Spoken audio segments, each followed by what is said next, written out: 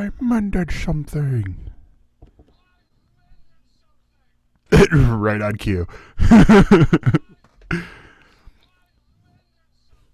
Except for that, I did like 4 times. Holy crap. Before we get too far, lower that down so I'm not doing a Wilson from Home Improvement thing. Hello and welcome to. I'm gonna stop. I was gonna say what we're watching weekly. Hold on. Hello and welcome to ElseNerds, a show on Galactic Netcasts. I'm Gregor Sprague, and joining me this week is Beatmaster. Corey is on sabbatical for the month of November. Fuck. I cannot talk. So, hey, there's your warning. We will spoil stuff and swear like I just did. But yeah, you can find all of our stuff by going to ElseNerds.com or to the parent company, the sistership, at gncasts.com. Pete, how you doing? I'm doing fine, given the circumstances of 2016 sucking a shitload. Yeah. Dude, so many deaths. I couldn't live without that year in my books. So let's get it over. It's fast. Yeah. And by the way, John Oliver stole fuck 2016. Your hashtag fuck 2016. Let it be known. I put that up there months ago. So yes, let the record book show. Beat claims first in the YouTube video of fuck 2016. But no, so this is the show where we talk about everything that is on our nerdy little hearts, and sometimes we have news, and that includes the first news story that I'm actually really, really excited for, and that is that Marvel's The Inhumans is in the works with ABC and will premiere in IMAX theaters. So that's the interesting part for me, is it'll be in IMAX. So this does make sense because the movie had kept getting pushed back further and further in the whole hullabaloo of what DC, or what not DC, what Marvel has for their lineups, as they realize, oh, Ant-Man's popular. Oh, Captain America is popular. We need to add more of these movies. And so they're like, we got the rights to Spider-Man. So it's just like, push him back. Where's Inhumans? Coming next year, actually. So in a way, it's sort of a bump up. In a lot of ways, because it was originally slated, I think, for 2019, and now it'll be a 2017 fall thing on ABC. Beat, how familiar are you with the Inhumans? that was one of the last comics I added to my repertoire, and a friend of mine, a mentor, gave me some of the greatest comics, and one of them was of the family, Black Bolt using his power the first time, and it was a massive issue, painted very well, and I don't remember who drew it and who penned it, but it was great. But it felt so outside of the usual Marvel realm that I was current with, so that I didn't connect with it more than that, knowing them as a one-off, and that was all for me. But thinking about bringing that to screen is daunting. It must be daunting for the person doing it because it has scope. Yeah. Yeah, go ahead. I mean, because what a lot of people are going to say is, well, this is because they don't have the rights for the X-Men. And yeah, possibly. But at the same time, there's interesting stories. There's more interesting stories for me with the Inhumans than there are with the X-Men. The X-Men have always been about, they've always had this thing of like racial equality, basically equality, forget what we're wanting equal. It's just we're all equal. The Inhumans, you hit, especially with now, with what they got with the New Humans,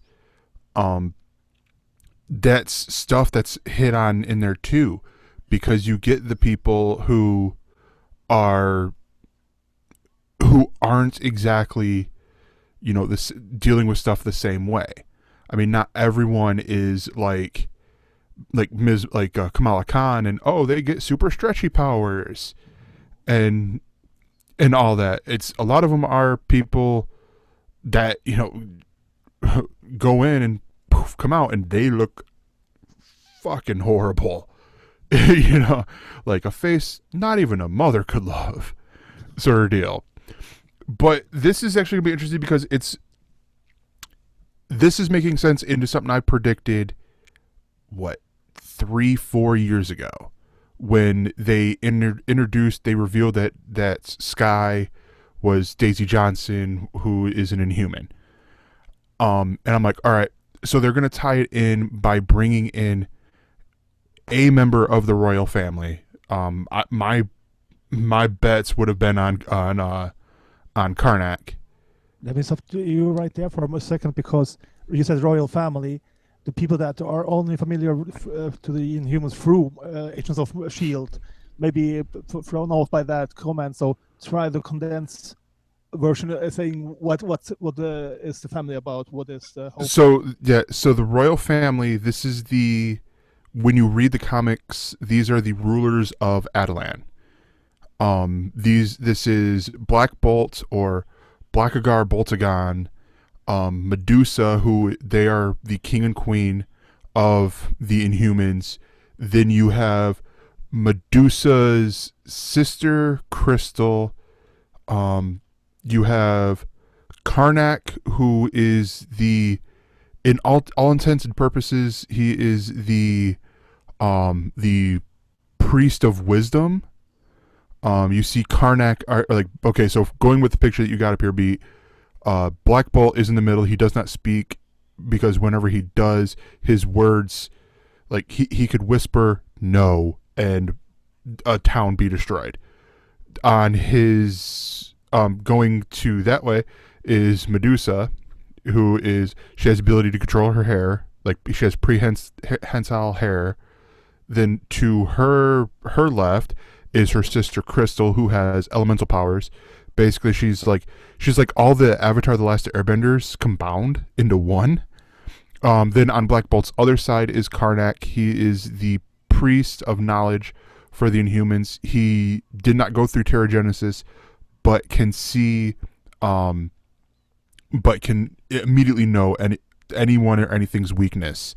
Then to his right is, I believe that it is not Trigon. I'm blanking on his name now. But he's a guard. He's like a high level guard. And then Triton is the one over in the corner. He's Aquaman but fishier. Like he basically got turned into a fish. With that. And I'm blanking on the other dude's name. That's gonna drive me nuts. But we've seen the Inhumans. Gorgon, that's it. That's what it was. We've seen the Inhumans in the Marvel Cinematic Universe. You just went past the picture of Reyna in there. And then this is good. They have the potential to have great stories in here because you have, I already know who the main villain's going to be. It's going to be Maximus the Mad. It's going to be Black Bolt's brother in here, and that's going to be the secret, well, not so secret person, who's running the things behind the evil side of things. Is it a low-key rehash or other way around? Was that first? It's I could see people seeing it as a low-key rehash. The difference being that Maximus the Mad has also has telekinesis, telepathy. Sorry, telepathy. He can read and control people's minds. But I mean, yeah, it might be a little bit like Loki, but Loki does it more just for fun, where, uh, Well, yeah, I mean, a lot of times you can just be because it's he's, Facebook. It's complicated. yeah, and not in the John Oliver sense of just give it 3 weeks and then I'm single. Um, but with Maximus, it is a lot of it is just revenge. I mean, that's the big way to put it. Is it's revenge. But the Inhumans were created back in 1965 by Stan Lee and Jack Kirby. Much like 90% of everything else at Marvel. And this I honestly look forward to seeing this. I don't know how are you looking forward to seeing this? Yes and no. That's the thing. That's because it's the royal family. It will be.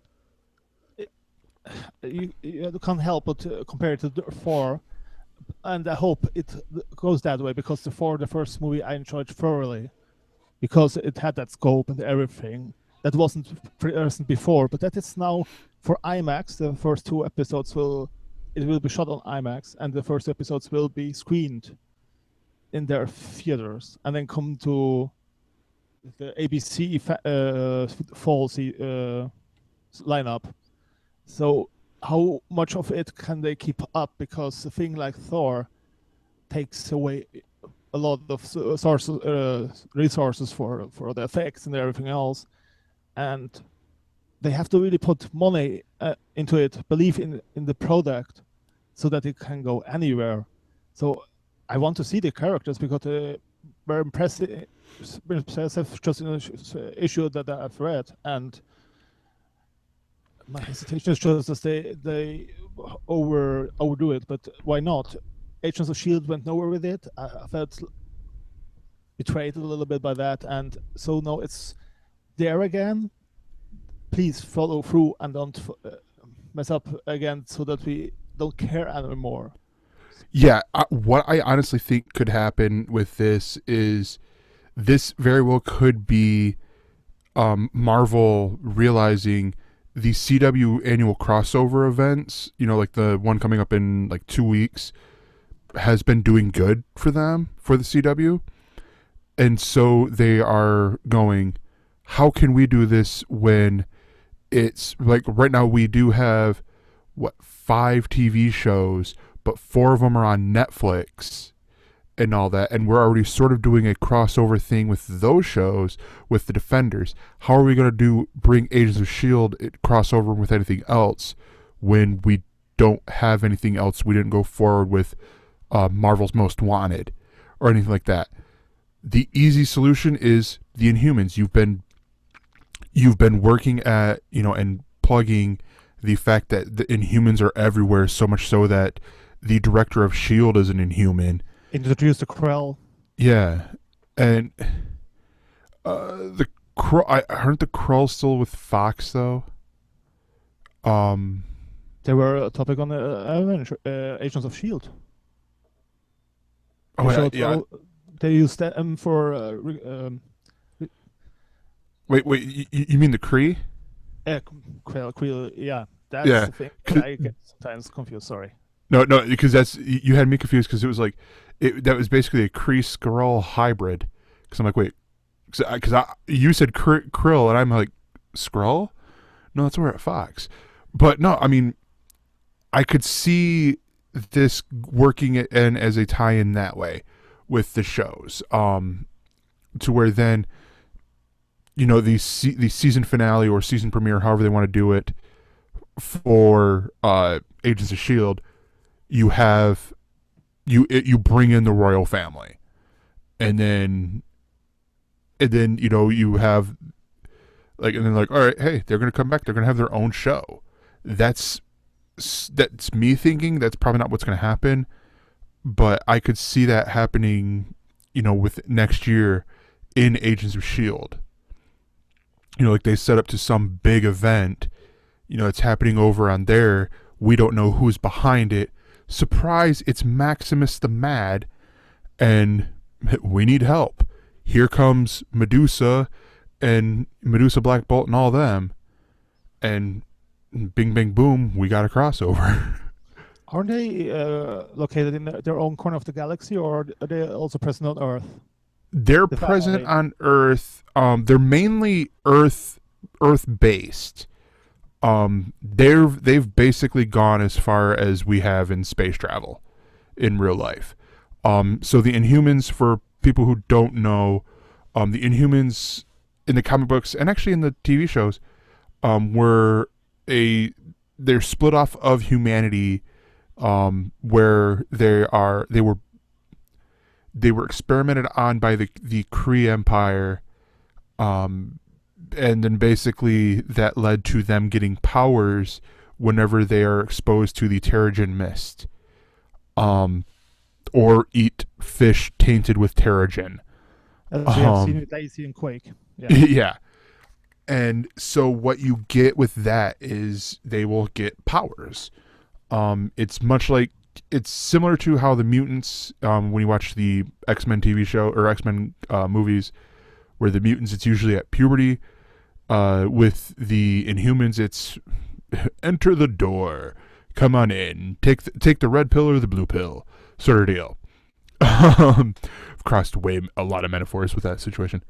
But no, I'm super intrigued with the fact that this is going to be an IMAX. I mean, I think this is a first for a TV show to premiere in IMAX. And, at least 2 episodes. I know Doctor Who's, they've done episodes that they've aired them in IMAX. And they're co-financing it. They're not showing it. They're co-financing it. So that's a important part as well. No, yeah, exactly. I mean, it's not just, oh yeah, come bring it in our theaters. They're doing it, which is gonna need to happen because of the fact that the budget for Medusa's hair to get done right is gonna be pretty big. I mean, that's the one thing I'm a little worried about, is them copying out, and she always wears short hair. Really? You prefer yellow spandex? With well, but I mean, I see where you're coming at with that, but at the same time, it is one of those things of Medusa. She always has her hair long. And I don't mean long like, oh, it goes down to the middle of my back. I mean long like princess wedding gown train long. Like 5 people need to carry her hair long. But so it seems like it'd be a little bit of a cop out if, oh, she always just keeps it, at shoulder height, so it just looks ever so right. Just like, okay, sure, cheap bastards. All right, so the next news story is that, hey, surprise, Marvel and Fox swapped characters. This is consensually. Yeah, conceptually. Well, traded a concept for a. It was okay. It wasn't rape. It was okay. No, yeah, it was. They swapped characters. It was a mutual thing. They're both Fox and Marvel swapped characters. Because you know how Fox likes to rape Marvel property. So you could be misunderstanding there, but just saying that it was consensually. Yeah, but it I mean, even then with this, it's a little weird because it was, so what it is apparently Fox has the rights to Ego the Living Planet. They gave Marvel those rights for Guardians of the Galaxy Volume 2, aka Peter Quill's father. But in doing so, the character of Negasonic Teenage Warhead, her power set was changed, because in the comics she's a psychic, and still super goth and all that, but here she's, and it's weird because her powers are of another mutant's. It's not like, oh, she's got Ms. Marvel's powers, or or even Carol Danvers' powers. Like, she's got the binary version powers. It's of Sunspot in a lot of ways, who is another mutant. So it wouldn't have seemed like they needed to get the rights, but I don't know. I feel like that's more of a lawyer question than a fan nerd question. Not a lawyer, but I think it's they have the license to use the characters as they are. And then they want to change up something, as they mentioned in the article, and we have all the links in the show notes for the people that don't see the pictures. But there it is that they need their permission, and so they came into talks. All is well so far. Yeah. And I mean, honestly, I don't see Fox using Ego the Living Planet for anything. I mean, it's because right now Fox, the movies that they're going to be doing the best on are X-Men, and it would not be a surprise to see, oh, we gave up the rights to the Fantastic Four or anything like that. It's just, I mean, I don't know. Did they make money with Deadpool more than with X-Men? So there's but Deadpool's a mutant. Deadpool's in the X-Men family. Yes. So saying they have that, and they should go more along with that. And she was psychic only in the comics, as I read it, and she got more explosive powers. That was the deal they have made, because she was already a character existing in the comics, you'd say.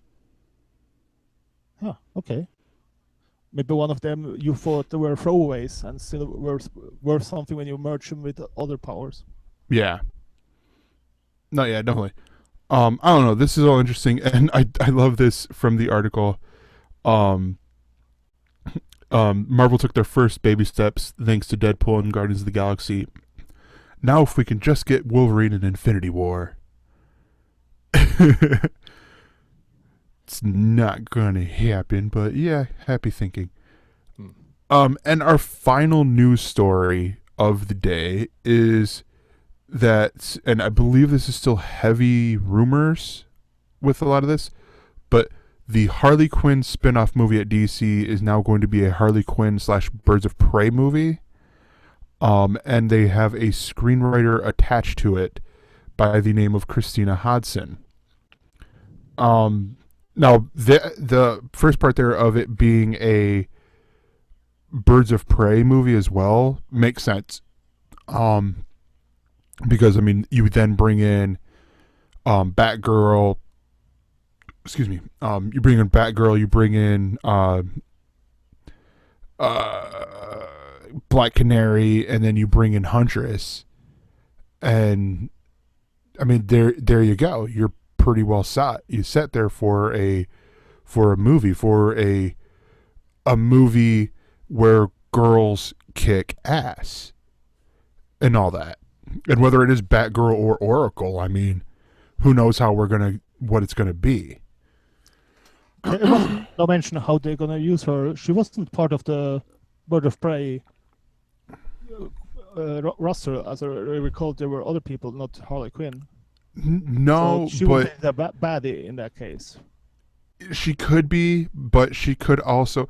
It's weird because from reading Wikipedia, because I don't remember ever seeing the show, the Birds of Prey TV show, Harley Quinn was in there, for like that's Kevin Smith for you. Yeah. Then but if you go by the comics now, she's more anti-hero than bad guy. Because it's mainly she got over the Joker. And she's like, you're crazy, I'm gone, bye. Sort of deal. So we could get that Harley Quinn in a lot of ways. But I don't know. I mean, it is an interesting thing to think about.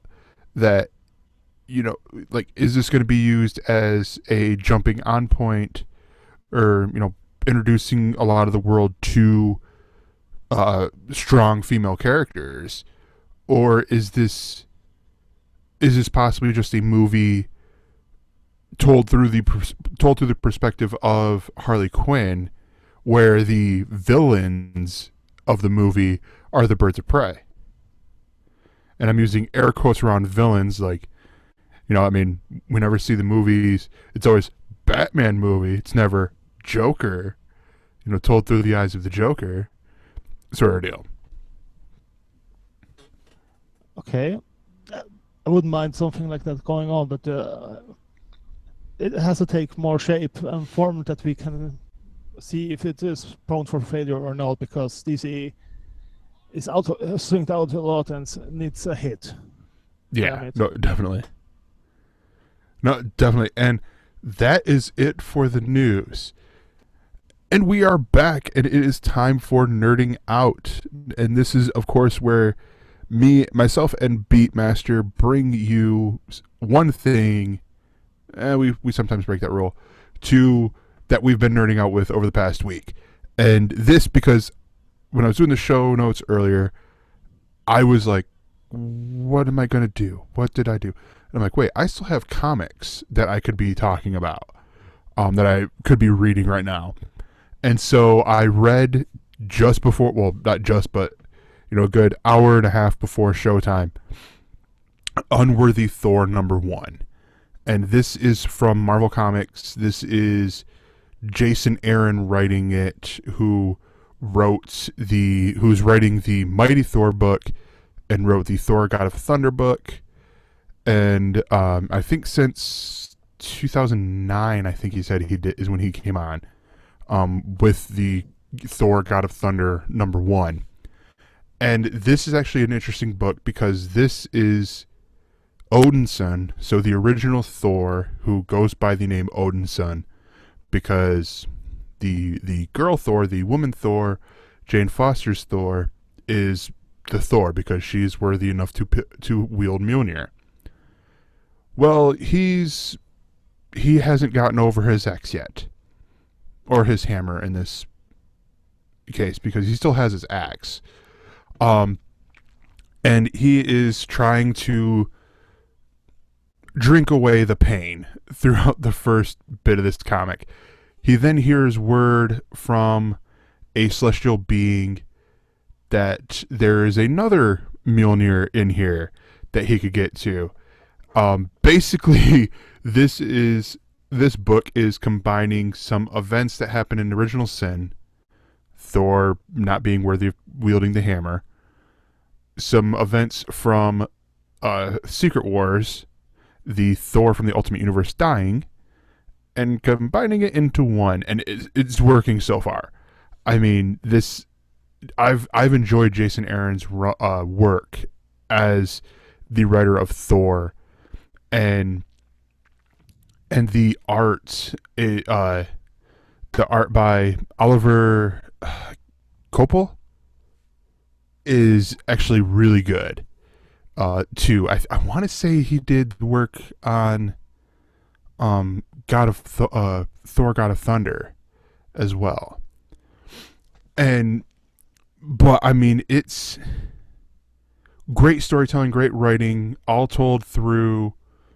It's all told through Odinson's point of view, and this is a sheer setup issue, but it's super quick. I mean, it's a super quick read, like, because there is still action in the book. Like you see Odin's son fight trolls, and he's like, "There's one thing I could still do, and that's fight a troll." It is great. I enjoyed the book, and I think you guys will too. So Beat, you want to talk Westworld, right? Yes, for a particular reason, because last episode was one that was decisive for many people, and either you with it or you were going out of it. And it's not for quality reasons exactly, it's for pacing and being along for the ride and not feeling like the show sometimes is not as smart as it thinks it is. You can see things coming way ahead, but it's just more how it evolves. And when you're like most HBO shows, you want something more than just the plain story. You get also the scenery, you got the actors that are doing their best to bring the characters to life. And if it weren't for Anthony Hopkins and Ed Harris, it would be a tough watch, but they transcendent in their roles, and you can latch on to their separate stories. and ignore a part of the others because when you didn't see the show yet, Gregor, I assume. No, I am. Excuse me. I am 3 episodes behind. Sort of just taking my sweet time with it. Partially because of the fact of there's so much on TV, Hell yeah. and of the fact that I could catch up on this. I can catch up on this a little bit later. When we get the like we're starting to get the breaks for TV shows like the NBC comedies of The Good Place and Superstore have already ended their first half of the season. So those are 2 shows I don't have to worry about. The CBS shows I think will be coming up pretty soon, except for actually I don't know about that, but it's one of these that as we get into December, they usually slow down to let us catch our breath, binge on other shows, Black Mirror, that we need to watch, Black Mirror, and yeah, just be able to stop, smell the roses a little bit. I just realized I could have talked about the first 2 episodes of Black Mirror. Sorry. Yeah, I wouldn't mind. I can No, it's chime in. So, no. I'm gonna no. I'll save that for next week. I'll try to watch more by next week. but Talk that having with Sean. somebody else referencing what I mean, that you have really spectacular visuals, great acting, everything a good show needs. But if your headspace isn't right, or then you say it's too demanding for what it really provides, and you can say it's up its own ass, but sometimes that can also be something worth watching. And they already had now the go ahead for the 2nd season, so HBO believes in it. But I would be interested in see how much people dropped off after the 7th episode, the last one that was currently on. And the big reveal wasn't such a big one, and it's more about what the implications are and where that all leads to. But I wanted to tell you, if you're thinking about going in or not, if you're off-put by the Western aspect of it, don't be fooled. You can ignore that. It's science fiction. And if you're looking for something heavier and can't wait for the Expanse or other things to come on again, so go ahead and dive in. That's my recommendation. No, yeah, exactly. So yeah, that is it. I think for nerding out. Because the only other thing I gotta say about that is I'm gonna definitely try to catch up on Westworld. I mean, it's just one of those that fell back on the order of importances for me. But yeah, so that is it for nerding out. And we are back, and this is our discussion topic. And our discussion topic is my hat. No, I'm joking. The discussion topic is I think this is a rumor, right, B? But that Netflix could be purchased by Disney, and Reed Hastings made Disney's new CEO. It was a rumor a year ago, but it got substantiated by the AT&T Time Warner deal. Yeah. That the big companies are on the move. They need their content, and then they need their exclusive content that they can get people to subscribe to their services, because all is about subscriptions these days. If it's a computer, an OS, or whatever, you can't buy outright things. So Disney wouldn't try that, because, as you know, Disney has a tendency to put their content behind walls and say, okay, you can for this amount of time buy this old classic from us, but then it's gone. And if that doesn't sound like Netflix to you, I can help you, but it seems pretty similar to me. And the content that they can provide to Netflix would be awesome. But then again, they just sold off the rights to the Star Wars movies streaming to Turner. So I'm wondering who gets what from whom and for how long. Yeah, that's interesting because um like right now I know because I work in as a mobile phone salesman, and one of those being AT&T, who owns DirecTV. I do know some of the stuff that they're like. I talked to the rep yesterday, and he's telling me some of the stuff. I'm like, oh my gosh, this sounds so cool. The DirecTV Now sounds really cool, and they even said that they bought. He told me that they bought DirecTV not to like make one product better. It was because of the customer base that they have. I mean, it was a thing of, he said that DirecTV has like, what is it, like 50 million people, 50 million customers in Latin America alone. So like that. My numbers could be really wrong, and I'm just like, wow, that's a lot of people that are subscribed to DirecTV. And so yeah, it made total sense. Same thing with them trying to buy Time Warner or Turner. It makes sense as well because then it's No, they them. didn't buy Turner, just to make that clear. That's they sold them the rights to stream or show the Star Wars library. No. AT&T. Okay, okay. Yeah, the other side that was inspiring this. It makes sense for them to then buy Turner because now they have a production house. They have more production houses. So you flip to the Netflix Disney side, and one of the things we mentioned earlier on the uh, was the Disney or the Marvel Netflix shows, and basically it's a co-production. What would it take to make it a production? Well, one of the companies buying the other, and I don't see, with how popular Netflix is, them buying Disney. I don't see that being really possible. Oh. Um, it, but I will say this though: if there are people who are all doom and gloom, like, "Oh my gosh, it'll just be Disney anywhere," sort of thing, I don't see that being the possibility or the being the right mindset, because there could be stuff put into place. Reed Hastings would more than likely still be able to oversee that, especially if he's the Disney CEO. That's the next Because big thing. Yeah, yeah, because Bob Iger, I believe he said he was retiring in 2018. 2018, which he pushed that back before. Like I think he said he's going to retire in like 2017, and Correct. then he just pushed it back.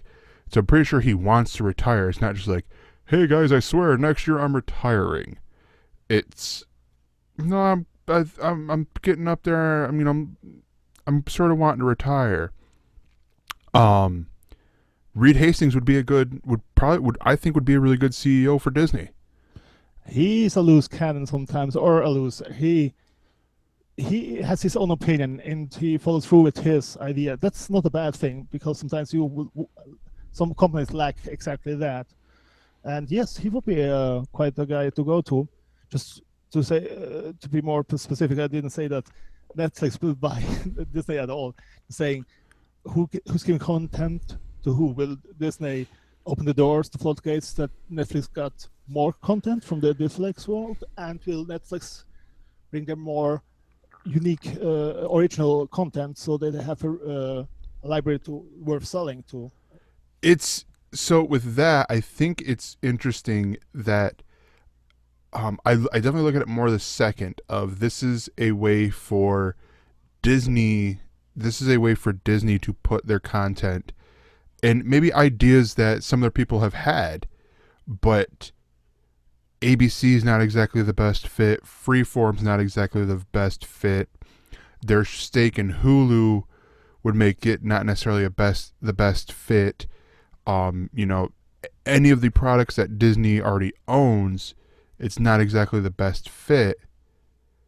We could put it out on Netflix, but there's that loss possibility there. But if they then own Netflix, there's not really that loss because they can then go, oh, well, does it work here? And if the answer is yes, I should say the risk is a lot lower there. So that's where I see this really, really taking effect is in the, oh, here's, we got these other shows that we don't know exactly where to put them. Put them on Netflix. Netflix doesn't want to be a dumping ground. We already thought that when we saw Adam Sandler and Kevin Hart show up, and oh god, and I had the fear that they try to do content under no matter what, just put the stuff out there and lose the quality that they have set up the high bar. But I'm more thinking about Disney's influence on their library, saying if they want to reduce the edgy stuff, Disneyfy it. And they owned Miramax before, which brought Pulp Fiction and some other Quentin Tarantino movies. They brought in Kevin Smith movies, so they can take a property and step aside and let do it its own thing. Yeah. And primarily, there will be interest in the user data that was mentioned by TechCrunch, and it makes sense because they know exactly how long you stay on which episode, what you're hovering over when you're going through a library and so on. And they have deals in so many countries by an order of magnitude more than every competitor elsewhere out there. So it will be interesting for us, Europeans and Asians and South Americans, that we get content maybe at the same time as the Americans and vice versa. So there's a win-win situation possibility, but it's Disney, and people get antsy when they think about the big Disney hand taking over such a beloved property like Netflix is. Yeah, because that backfired so bad when they bought Lucasfilm, and that backfired so bad when they bought Marvel Comics. I mean, oh my gosh, those were just horrible. I no longer read a Marvel comic now. I no longer am a fan of Star Wars or Indiana Jones or anything that Industrial Light and Magic does now. Well, can Marvel's movies under Disney go as far as they can go under Fox or under Sony? Not really. Yeah. That's the thing. There's a thing of Disneyfication of the Marvel properties, but Marvel was itself already something like that, and we enjoy Marvel because they are so lighthearted most of the times. But when it comes to edgier stuff, it lags. And popcorn is fine, but from time to time, we prefer having some different condiments on it or whatever. But I respect people that are afraid. My hope is that we get more international representation of that content there's out there, and for the Americans, have fun with the 2-3 companies you can choose from for every content there is and nothing else. So they will eat up competitors like nothing when they do go follow through with that, and AT&T as well. Yeah, I mean, that is the bad part of it, but at the same time, I mean, I could see them very easily having to do either they have to sell their stake in Hulu, or they have to be like NBC with Hulu, and they have to be a silent partner. It's where they do own Netflix, but their CEO, their Disney has no say over Netflix. I could see that being a possibility too. We put another monkey wrench in there. Apple, or better said, the wife of the widow of Steve Jobs owns a big part of it, and I could imagine that they go and put many things more on Apple TV, make it available there, and optimize it so Apple will get a better app and other things like that, and they maybe could cut off Android or stuff like that. That's the only far off danger that they realize in when they pull the Apple card and mess up the things that were good before. Yeah, I could see that. But I don't know. I think this is more of a rumor than actual fact, but there was just a lot there to talk about. But all that being said, I think it is time to wrap up. This is another short show, folks. But hey, when you got your rant master on sabbatical, then we get shorter shows.